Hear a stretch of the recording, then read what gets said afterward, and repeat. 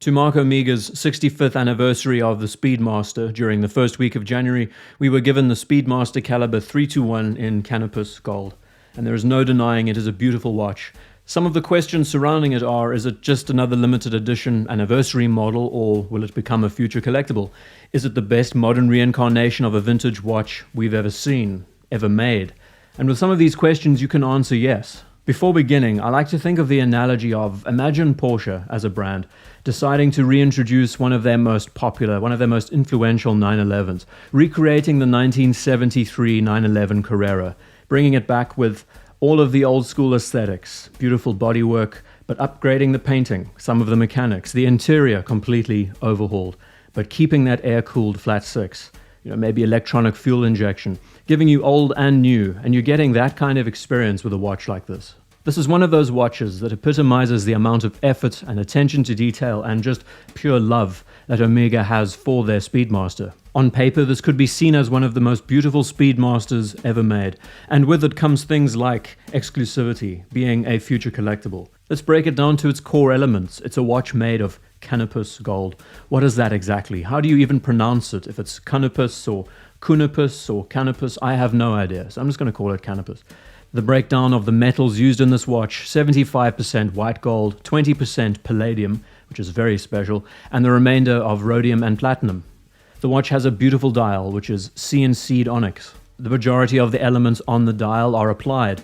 It even has a Grand Faux enamel bezel insert. And let's not forget it's using one of the best movements the brand has ever created, and that's the 321 caliber. All of these minute aspects tick the box, not just for it being an excellent reissue, recreation, a watch that clearly stands as something that will last the test of time. It's not aiming to be anything but almost a permanent sign as a watch that belongs to Omega. But then there are also other things like the controversy surrounding the CK2915 and last year's auction results, which I hope to get into. There's also lots of talk about this watch next to the Ed White Speedmaster and how they compare and contrast. As someone who is a diehard of Broad Arrow Omegas, I thought it would be nice to interject a few bits and pieces and talk around why I think this design is so great, but also look at the bigger picture.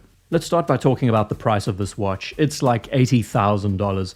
It's going to be made in very small numbers. It's going to be another exclusive release from the brand. This means that only a handful of people are going to be able to own this watch in their lifetime. This is not a piece that's been made for the sake of mass production, and that's largely because of the materials it uses. We live in this age today where exclusivity and limiting the supply to increase the demand is everywhere.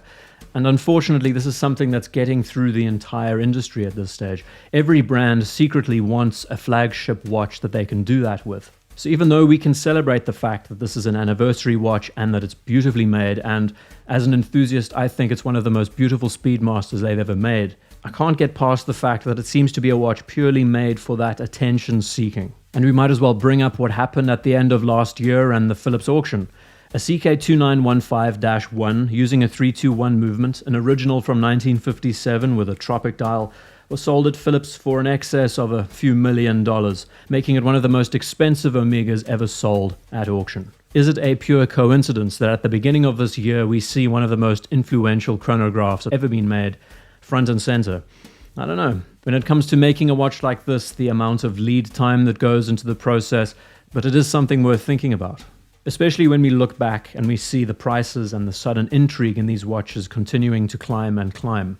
So that's one aspect. I'm sure a lot of people will be buying these watches not just for that beauty and the amount of work that goes into it, but I'm sure lots of collectors will want the watch because they deem it rare and hard to get, especially now with all the attention going into these models.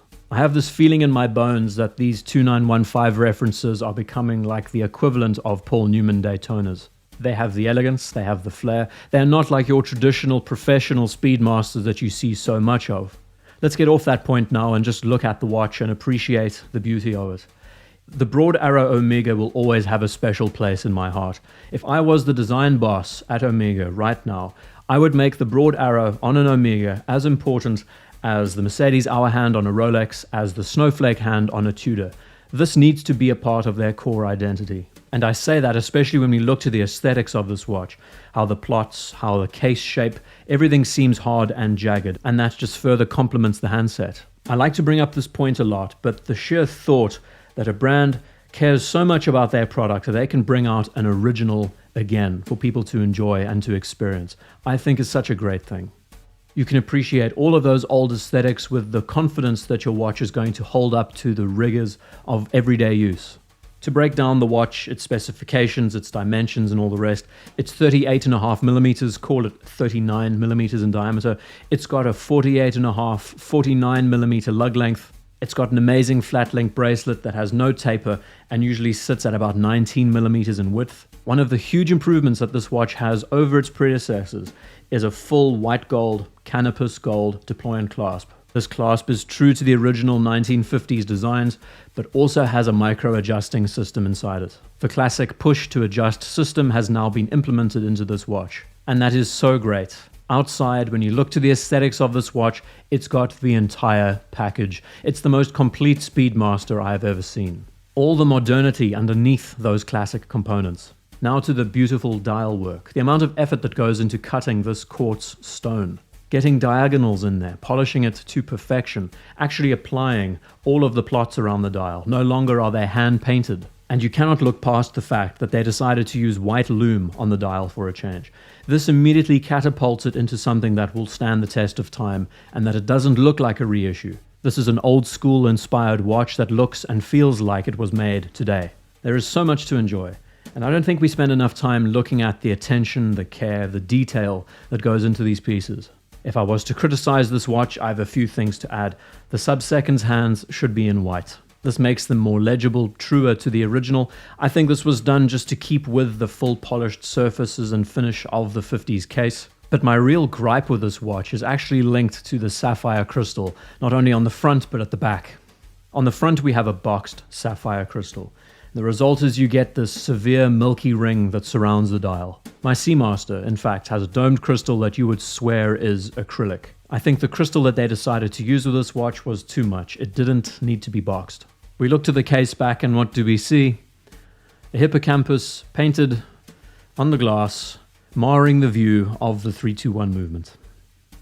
The beauty about this watch is not just the aesthetics but the movement, and to have something in the way of it.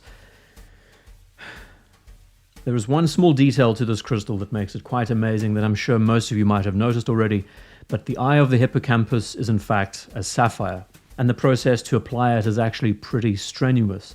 Bore a tiny hole into the crystal, fill it with platinum, and then fit the sapphire on top of it. Amazing attention to detail once again, but that little sapphire could be placed somewhere else. It could be placed on the dial, it could be placed on the case back or on one of the lugs, somewhere out of the way where it's not necessarily marring your view. I have a feeling that they wanted to apply the sapphire and thought that this idea of using the hippocampus on the back would be nice. And I believe the only way you can get a really clear view is if you look at the case back from an angle. But that's it. The complaints are very small. Of course, we could talk about the price and say that that's really overblown, but let's move away from that and focus on comparing these two watches side by side, the Ed White and this new CK2915.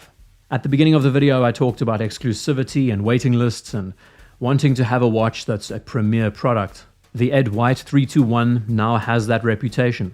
And as someone who absolutely adores the Broad Arrow Speedmaster, everything that it represents, the fact that it is very much an outlier today and most people wouldn't notice because it doesn't look like a Speedmaster at all, I still feel that the Ed White is the better choice between the two.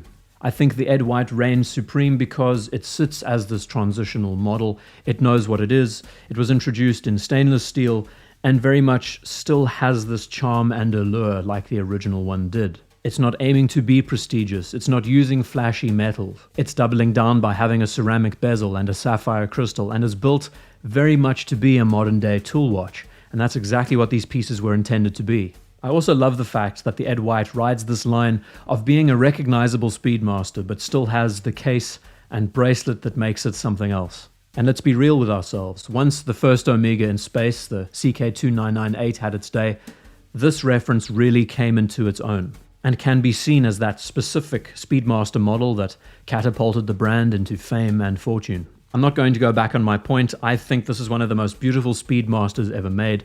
I think what makes it even more special is that you can wear it and no one would ever know what it is. Chances are not even the enthusiast would recognize it at first glance. Very much like its original precursor, the advantage that it has over models like the Ed White is that this one feels a bit more manicured. It sits as a prototype next to the models that came after it, but also in this configuration looks to be a test bed, proving some of the mechanics that hopefully will be pushed into some of Omega's future models. So is it too early to say that the broad arrow mania has begun? We'll just have to wait and see.